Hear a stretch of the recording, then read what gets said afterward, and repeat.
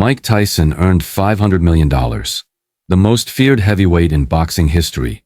Undisputed champion. Unstoppable. But in 2003, Mike Tyson declared bankruptcy.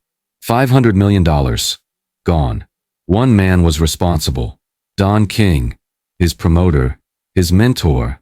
His biggest betrayer. For decades, Tyson stayed quiet. At 58, he finally told the truth. Tonight, everything Don King did to Mike Tyson. Michael Gerard Tyson was born June 30, 1966, in Brooklyn, New York. Brownsville neighborhood, one of the most dangerous areas in America. Poverty, crime, violence everywhere. No father. Struggling mother. A childhood built on survival. By age 13, Tyson had been arrested dozens of times. Fighting in the streets, stealing, running with gangs.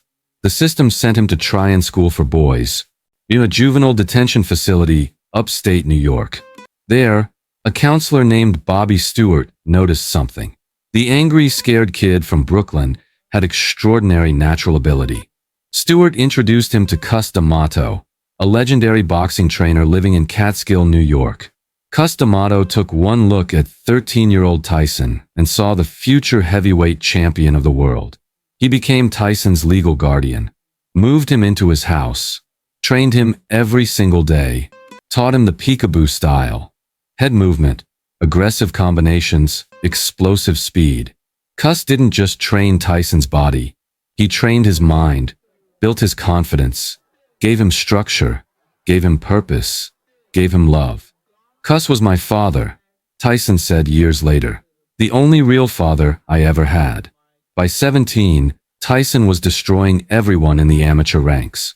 By 18, he turned professional. November 6, 1985. First professional fight. Round 1 knockout.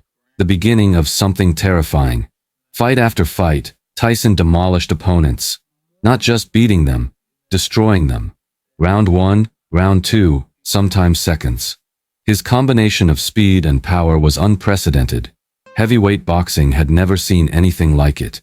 By November 22, 1986, just 13 months after turning professional, 20-year-old Mike Tyson became the youngest heavyweight champion in boxing history.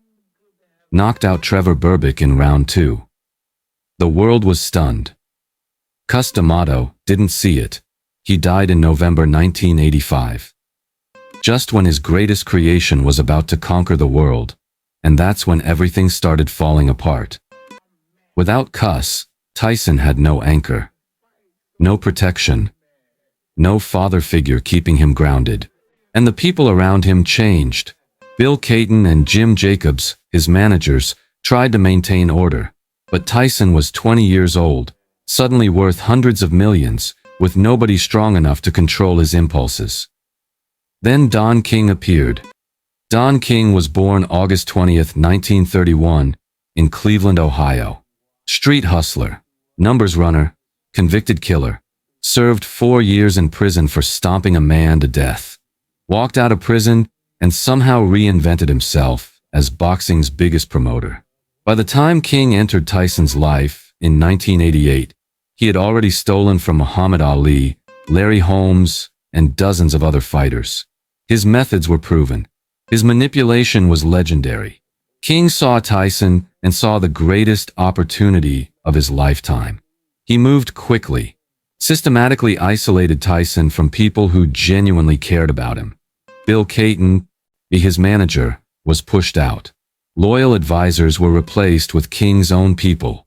John Horn and Rory Holloway, 2 men loyal to King, not Tyson, became Tyson's co-managers. Tyson was surrounded, completely controlled. Inside Don King Productions, employees had a motto for what happened next.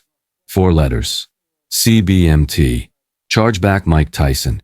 Every expense imaginable was charged to Tyson. Undercard fighters' salaries.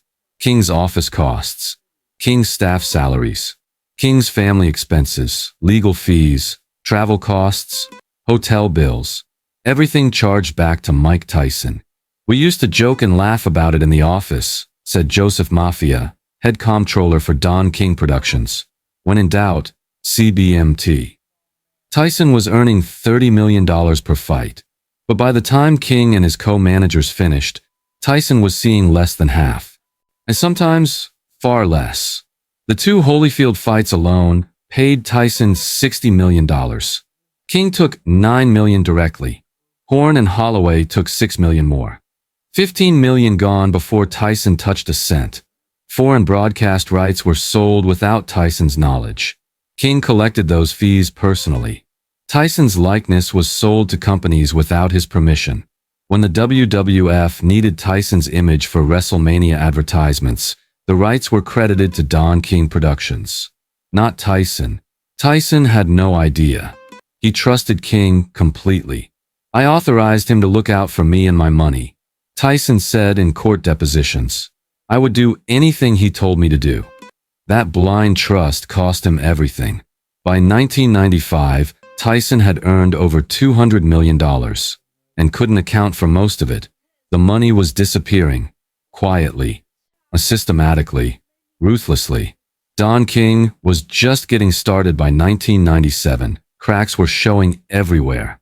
Mike Tyson was the most famous athlete on the planet, earned hundreds of millions. But his bank accounts told a different story. Bills unpaid, taxes overdue, money missing. In June 1997, the Evander Holyfield rematch happened. The ear bite. Tyson disqualified. $35 million earned that night. By the time King and the co-managers finished, Tyson received a fraction. Tyson started asking questions. Where was the money? Where were the foreign broadcast revenues? Where were the licensing fees? King had answers for everything. Smooth explanations. Complicated accounting. Numbers that didn't add up but sounded convincing. Tyson wasn't financially educated. Didn't understand contracts. Didn't understand accounting. King knew that. He counted on it. By 1998, Tyson had enough. He hired independent accountants to audit his finances. What they discovered was devastating. Over 10 years, Don King had systematically stolen over $100 million from Mike Tyson. Hidden fees, false expenses, unreported revenues, contracts signed without Tyson's full understanding.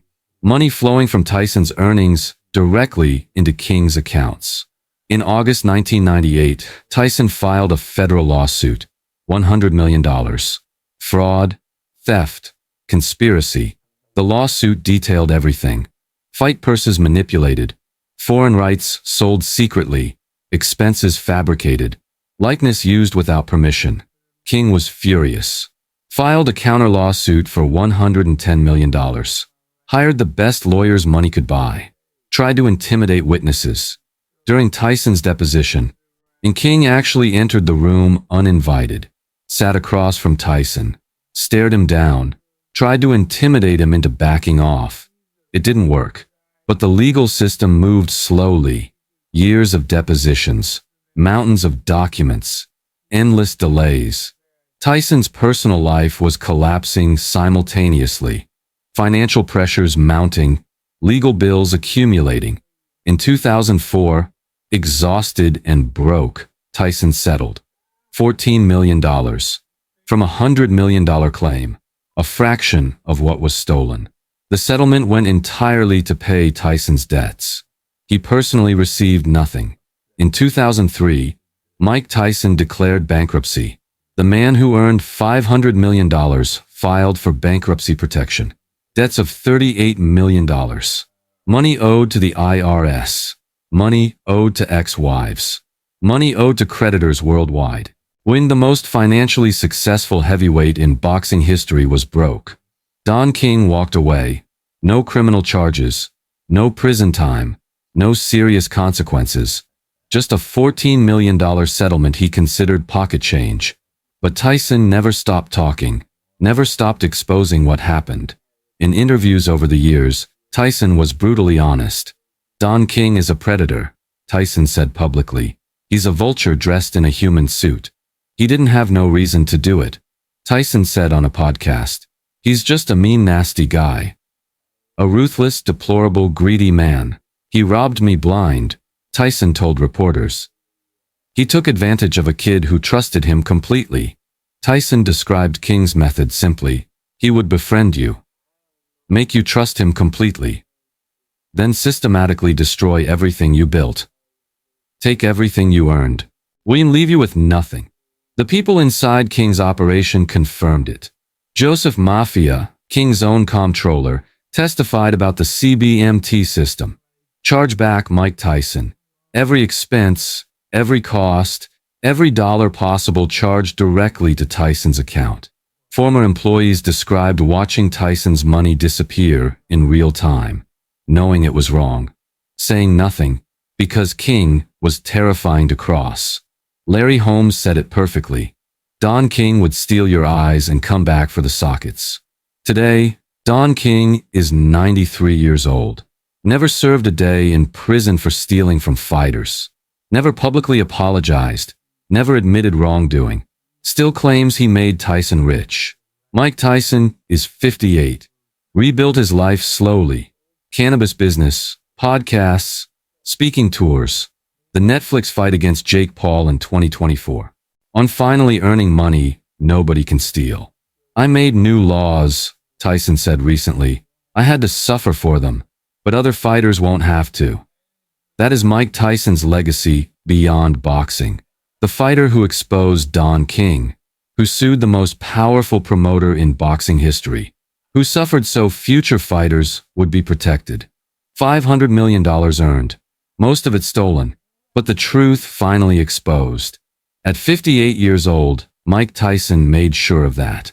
Mike Tyson earned $500 million. Don King stole most of it. No prison time, no real consequences, just $14 million and a handshake. But Tyson never stopped talking, never stopped exposing the truth. So future fighters would be protected. Was justice ever served for Mike Tyson? Comment below.